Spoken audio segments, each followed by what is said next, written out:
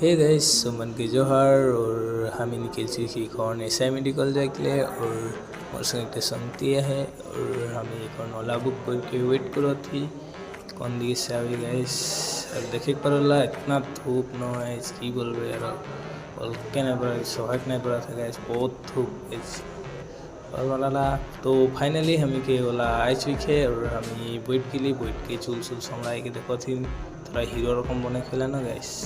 तो ये मोर संगतीटा है और एले निकले और देखा हमें जैकले निकल चुकी और ये देखे पड़ला गाइस पूरा ट्रैफिक जाम लग जाए और कि बोलम धूप तो धूप गाइस बहुत खतरनाक है ये देख पालेंगे।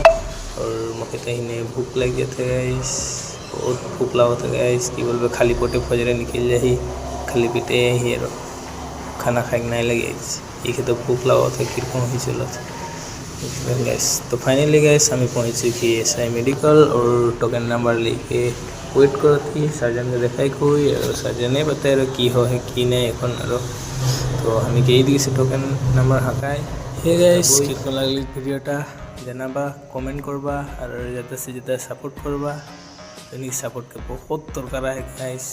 और मैं रूम पहुँच चुको और मिलबो नेक्स्ट वीडियो में से तक ले बाय।